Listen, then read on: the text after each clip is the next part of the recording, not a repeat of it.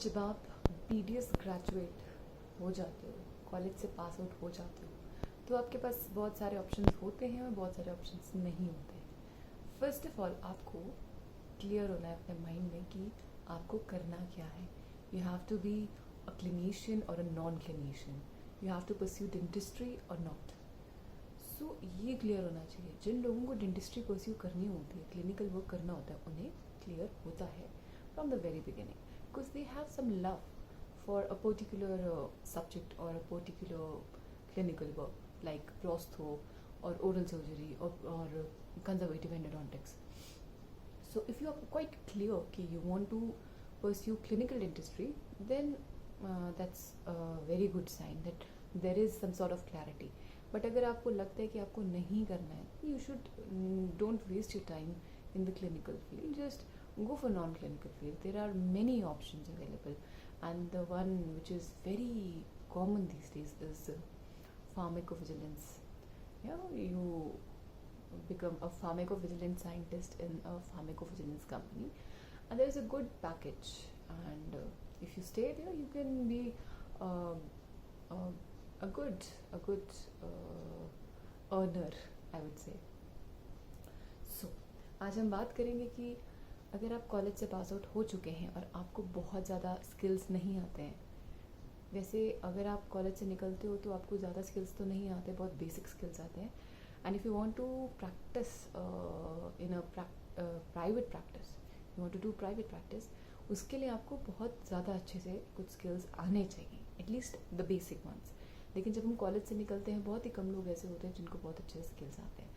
तो वो क्या स्किल्स हैं और कैसे आपको करना है, उसके बारे में हम बात करेंगे आज। सबसे पहली चीज़ है लर्निंग एटीट्यूड। आपके अंदर लर्निंग एटीट्यूड होना चाहिए कि जहाँ से भी ज्ञान मिल रहा है वो हमें ले लेना है, चाहे वो आपको यूट्यूब पे मिल रहा है, चाहे आपके कोई फ्रेंड क्लिनिक में है या किसी क्लिनिक पे आप जा रहे हो, या कहीं पे भी आपको जहाँ भी ज्ञान मिल रहा है आपको वो ले लेना है। You should visit different clinics, आपको अलग अलग क्लिनिक्स पे जाना चाहिए।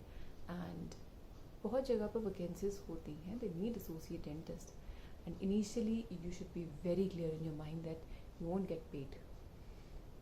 बहुत ही कम चांसेस हैं कि आपको पे करेंगे, और अगर पे करेंगे तो वो बहुत अच्छा अमाउंट नहीं होगा। उसका साफ लॉजिक है कि सबसे पहली चीज़ तो आपको कोई क्लिनिशियन अपने क्लिनिक पे काम करने दे रहा है, that's a very big thing. Because कोई भी अपने प्रैक्टिस को एक न्यूबी से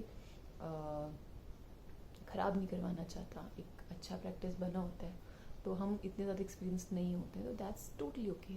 बट लर्निंग एटीट्यूड होगा तो आप लर्न करोगे, आपको सीखना है, यू हैव टू ऑब्जर्व। अगर आपको इनिशियली काम करने को ना भी मिले, then you can watch what the senior doctor is doing, you can observe, you can hold suction, you can see how clinic runs, how they are managing material, how they are managing patients. This is what you have to learn. So observation is must. If you're observing keenly, then you will learn. Observe कीजिए। सबसे पहली चीज़ learning attitude. दूसरी चीज़, don't run for money, just go for learning, क्योंकि आज जो आपने स्किल लर्न की है वो आपको आने वाले टाइम में बहुत ज़्यादा मनी लेकर आएगी। बट बिल्कुल ऑनेस्टली आपको लर्न करना है।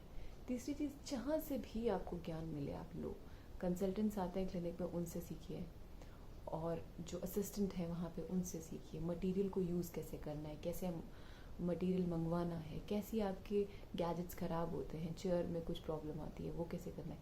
ये छोटी छोटी चीज़ें हैं जो आपको लर्न करनी है। Just keep on learning. एक क्लिनिक में अगर आपका नहीं होता तो जहाँ दूसरा क्लिनिक है वहाँ जाइए। अगर कुछ घंटे आप एक क्लिनिक पर रहते तो दूसरे क्लिनिक पर जाइए। आपको सीखना है, जितना जल्दी हो सके सीखना, एक्सपीरियंस करना है।